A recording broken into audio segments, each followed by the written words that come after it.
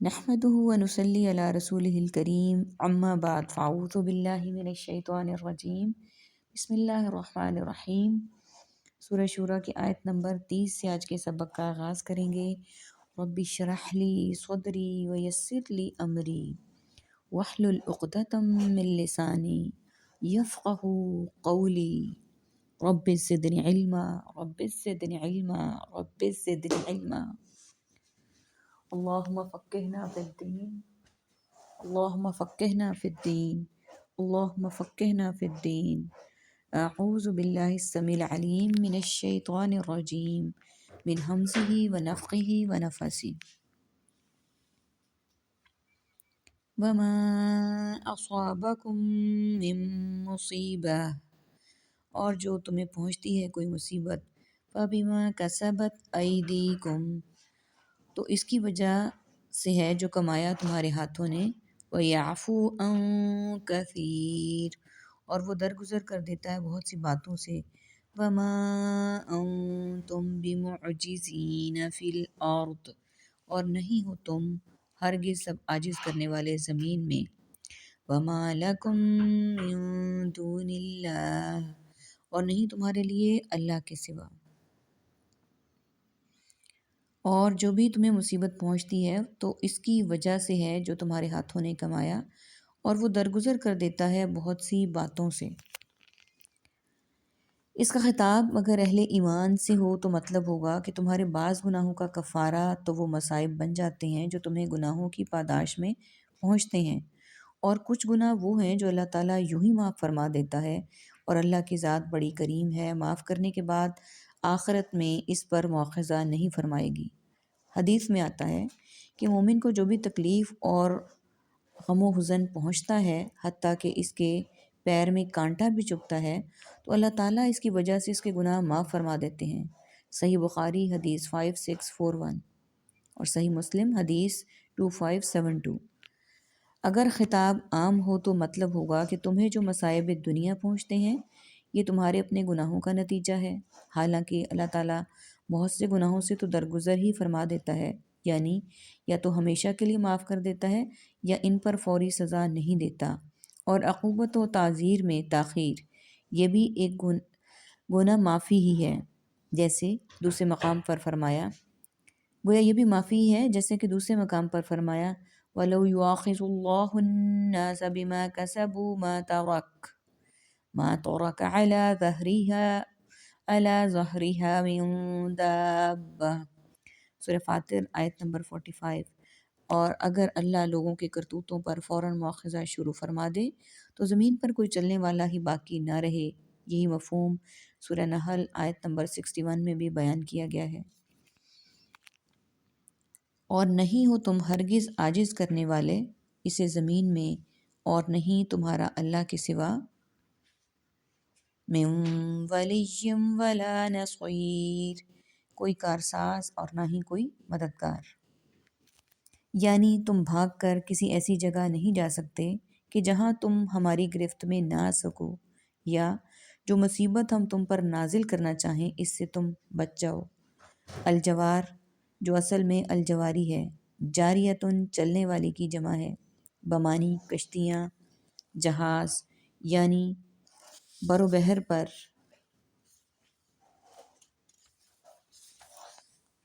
یہ اللہ کی قدرت تامہ کی دلیل ہے کہ سمندروں میں پہاڑوں جیسی کشتیاں اور جہاز اس کے حکم سے چلتے ہیں، ورنہ اگر وہ حکم دے تو یہ سمندروں میں ہی کھڑے رہیں۔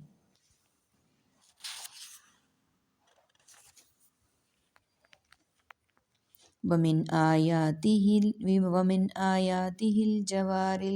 الْجَوَارِ فِي الْبَحْرِ كَالْأَعْلَامِ، اور اس کی نشانیوں میں سے ہے جہاز، اس کی نشانیوں میں سے جہاز ہیں سمندر میں چلنے والے پہاڑوں کی طرح۔ إِن يَشَأْ يُسْكِنِ الرِّيَاحَ، اگر وہ چاہے تو وہ ٹھہرا دے ہوا کو۔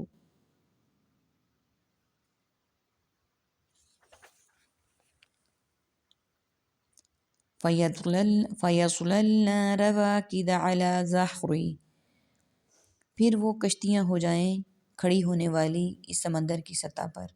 ان فی ذلک لآیات لکل صبار شکور، بے شک اس میں واقعی نشانیاں ہیں ہر بہت صبر کرنے والے کے لیے، شکر کرنے والے کے لیے۔ او یوبقہن بما کسبوا، یا چاہے تو وہ ہلاک کر دے انہیں اس کی وجہ سے جو انہوں نے کمایا، وَيَعْفُ عَن كَثِيرٍ، اور چاہے تو وہ درگزر کر دے بہت سوں سے، وَيَعْلَمَ الَّذِينَ، اور تاکہ جان لیں وہ لوگ جو، یعنی کوئی کارساز اور نہ کوئی مددگار۔ اور اس کی نشانیوں میں سے ہے سمندروں میں چلنے والے جہاز ہیں پہاڑوں کی طرح،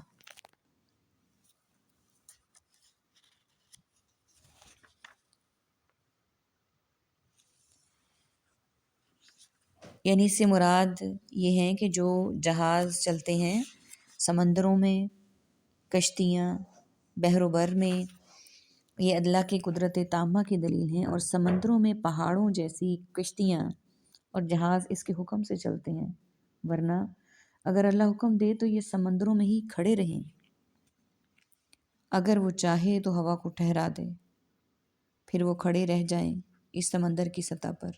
بے شک اس میں واقعی نشانیاں ہیں ہر بہت صبر کرنے والے کے لیے، شکر کرنے والوں کے لیے۔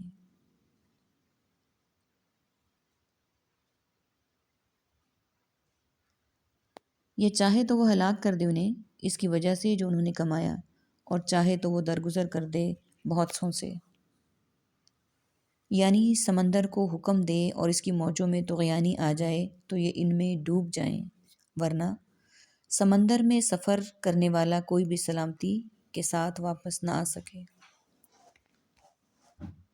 اور تاکہ جان لیں وہ لوگ جو یجادلون فی آیاتنا، وہ سب جھگڑتے ہیں ہماری آیات میں، ما لہم من محیص، کہ نہیں ہے ان کے لیے کوئی بھاگنے کی جگہ، فما اوتیتم من شیء، بس جو بھی تم دیے گئے کوئی چیز، فمتاع الحیات الدنیا، تو وہ سامان ہے دنیاوی زندگی کا، وما عند اللہ خیر، اور جو کچھ اللہ کے پاس ہے وہ بہتر ہے، وہ ابقا اور زیادہ پائیدار ہے، للذین آمنوا وعلی ربہم یتوکلون، ان لوگوں کے لیے جو سب ایمان لائے اپنے اور اپنے رب پر وہ سب بھروسہ کرتے ہیں، والذین یجتنبون کبائر الاثم، اور وہ لوگ جو سب بچتے ہیں کبیرہ گناہوں سے، والفواحش اور بے حیائیوں سے، وَإِذَا مَا غَضِبُوا هُمْ يَغْفِرُونَ، اور جو ہی وہ سب غصہ کریں تو وہ سب معاف کر دیتے ہیں، وَالَّذِينَ اسْتَجَابُوا لِرَبِّهِمْ، اور وہ لوگ جن سب نے حکم مانا اپنے رب کا، وَقَامُوا الصَّلَاةَ، اور ان سب نے قائم کی نماز، وَأَمْرُهُمْ، اور ان کا کام،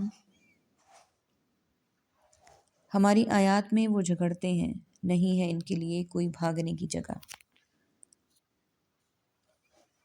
یعنی ان کا انکار، یعنی اللہ کے عذاب سے وہ کہیں بھاگ کر چھٹکارا حاصل نہیں کر سکتے۔ پس جو بھی کوئی چیز تم دیے گئے ہو تو وہ دنیاوی زندگی کا سامان ہے، اور جو کچھ اللہ کے پاس ہے وہ بہت بہتر اور بہت پائیدار ہے ان لوگوں کے لیے جو ایمان لائے اور وہ اپنے رب پر بھروسہ کرتے ہیں، یعنی معمولی اور حقیر ہے، چاہے قارون کا خزانہ ہی کیوں نہ ہو، اس لیے کہ وہ اس سے دھوکے میں مبتلا نہ ہونا، کیونکہ عارضی اور فانی ہے، یعنی نیکیوں کا جو اجر و ثواب اللہ کے ہاں ملے گا وہ متاع دنیا سے کہیں زیادہ بہتر بھی ہے اور پائیدار بھی، کیونکہ اس کو زوال اور فنا نہیں، مطلب ہے کہ دنیا کو آخرت پر ترجیح مت دو، ایسا کرو گے تو بہت پچھتاؤ گے۔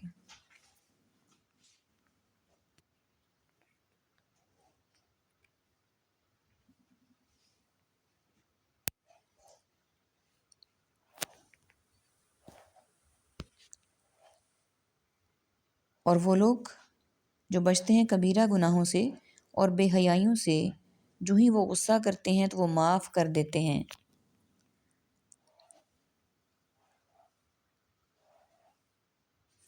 یعنی لوگوں سے درگزر کرنا ان کے مزاج و طبیعت کا حصہ ہے، نہ کہ انتقام اور بدلہ لینا۔ جس طرح نبی صلی اللہ علیہ وآلہ وسلم کے بارے میں آتا ہے، منتقم رسول اللہ صلی اللہ علیہ وسلم لنفسی الا ان تنہک حرمات اللہ عز وجل۔ صحیح بخاری حدیث 3560، صحیح مسلم حدیث 2327۔ نبی صلی اللہ علیہ وآلہ وسلم نے اپنی ذات کے لیے کبھی بدلہ نہیں لیا۔ ہاں، اللہ تعالیٰ کی حرمتوں کا توڑا جانا آپ کے لیے ناقابل برداشت تھا۔ اور وہ لوگ جنہوں نے اپنے رب کا حکم مانا اور انہوں نے نماز قائم کی اور ان کا کام شورا بینہم ومما رزقناہم، مشورہ کرنا ہے ان کے درمیان آپس میں، اور اس میں سے جو ہم نے رزق دیا انہیں، ومما رزقناہم ينفقون، وہ سب خرچ کرتے ہیں، والذین، اور وہ لوگ جو اذا اصابہم البغی هم ینتصرون، اور وہ لوگ جو سب ان پر ہوتی ہے زیادتی تو وہ سب بدلہ لیتے ہیں، وجزاء سیئۃ سیئۃ مثلها، اور بدلہ برائی کا برائی ہے اس جیسی، ومن عفا واصلح، پھر جو معاف کر دے اور اصلاح کرے، فَأَجْرُهُ عَلَى اللَّهِ، تو اس کا اجر اللہ کے ذمے ہے، إِنَّهُ لَا يُحِبُّ الظَّالِمِينَ، بے شک وہ پسند نہیں کرتا ظالموں کو، وَلَمَنِ انتصر بَعْدَ ظُلْمِهِ فَأُولَئِكَ، اور بے شک جو بدلہ لے اپنے اوپر ظلم کے بعد، فَأُولَئِكَ مَا عَلَيْهِم مِّن سَبِيلٍ، تو یہی لوگ ہیں، نہیں ہے ان پر کوئی الزام کا راستہ، انما السبیل علی الذین، بے شک صرف راستہ الزام تو ان لوگوں پر ہے جو آپس میں مشورہ کرنا ہے اور ان میں سے جو ہم نے انہیں رزق دیا ہے وہ خرچ کرتے ہیں، یعنی ان کے حکم کی اطاعت اور اس کے رسول کا اتباع اور اس کے زواجر سے اجتناب کرتے ہیں۔ نماز کی پابندی اور اقامت کا بطور خاص ذکر کیا کہ عبادات میں اس کی بہت اہمیت ہے۔ شورا ذکرہ اور بشرا کی طرح باب مفعلہ سے مصدر ہے، یعنی اہل ایمان ہر اہم کام باہمی مشاورت سے کرتے ہیں، اپنی ہی رائے کو حرف آخر نہیں سمجھتے۔ خود نبی صلی اللہ علیہ وآلہ وسلم کو بھی اللہ نے حکم دیا کہ مسلمانوں سے مشورہ کرو، آل عمران 159۔ چنانچہ آپ جنگی معاملات اور دیگر اہم کاموں میں مشاورت کا اہتمام فرماتے تھے، جس سے مسلمانوں کو بھی حوصلہ افزائی ہوتی تھی اور معاملے کے مختلف گوشے واضح ہو جاتے۔ حضرت عمر رضی اللہ تعالیٰ عنہ جب نیزے کے وار سے زخمی ہو گئے اور زندگی کی کوئی امید باقی نہ رہی تو امر خلافت میں مشاورت کے لیے 6 آدمی نامزد فرما دیے، عثمان،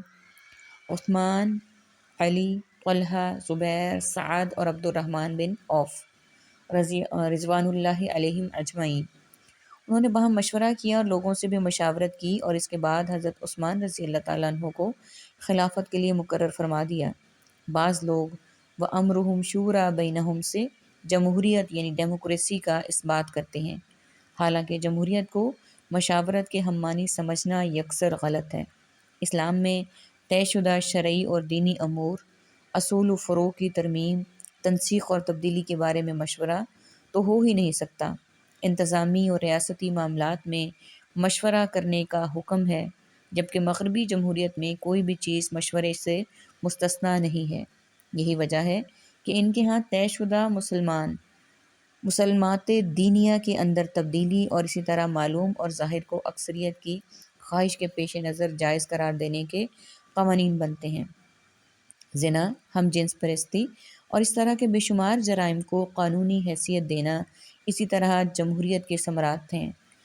علاوہ ازیں مشاورت کے لفظ میں جمہوریت کا اثبات تحکم اور دھاندلی کے سوا کچھ نہیں، اور جس طرح سوشلزم کے ساتھ اسلامی کا لفظ لگانے سے سوشلزم مشرف با اسلام نہیں ہو سکتا، اسی طرح جمہوریت میں اسلامی کی پیوند کاری سے مغربی جمہوریت پر خلافت کی قبا راست نہیں آ سکتی۔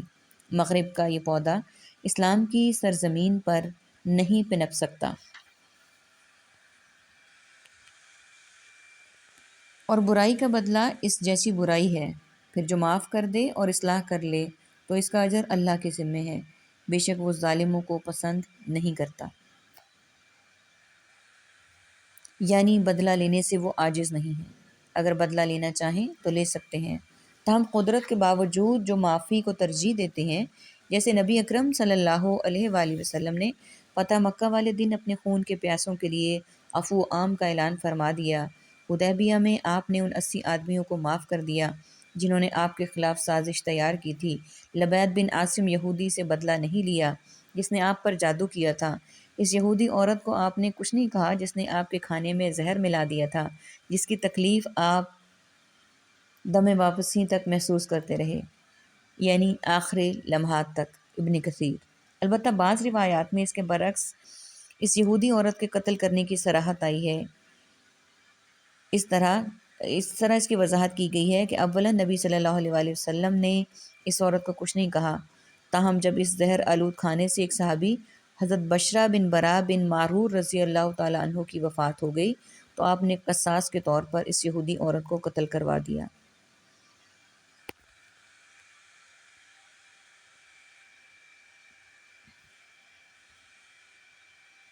اور بلا شبہ جو بدلہ لے اپنے اوپر ظلم کے بعد تو یہی وہ لوگ ہیں، نہیں ہے ان پر کوئی الزام کا راستہ۔ بے شک صرف راستہ الزام تو ان لوگوں پر ہے جو یظلمون الناس ویبغون فی الارض، وہ سب ظلم کرتے ہیں لوگوں پر اور وہ سب سرکشی کرتے ہیں زمین پر، بغیر الحق، ناحق۔ اولئک لہم عذاب علیم، یہی وہ لوگ ہیں کہ ان کے لیے عذاب ہے دردناک۔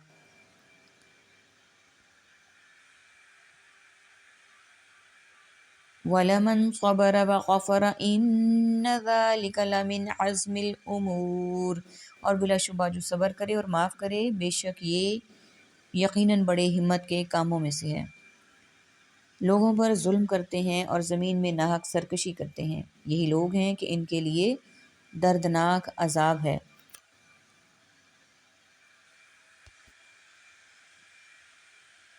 اور بلا شبہ جو صبر کرے اور معاف کرے بے شک یہ یقیناً بڑی ہمت کے کاموں میں سے ہے۔ آیت کا آج کے سبق کی آخری آیت کہ جو صبر کرے اور معاف کرے بلا شبہ یقیناً بڑی ہمت کے کاموں میں سے ہے۔ اللہم اجعلنا منہم، اللہم اجعلنا منہم، اللہم اجعلنا منہم۔ اللہ باری تعالیٰ سے دعا ہے کہ اللہ تعالیٰ ہمیں صابر اور معاف کرنے والا بنائے، کیونکہ اللہ سبحانہ و تعالیٰ نے خود ہی کہا کہ یہ بڑی ہمت کا کام ہے۔ وآخر دعوانا ان الحمد للہ رب العالمین، سبحانک اللہم و بحمدک، نشہد ان لا الہ الا انت، نستغفرک و نتوب الیک۔ السلام علیکم ورحمۃ اللہ وبرکاتہ۔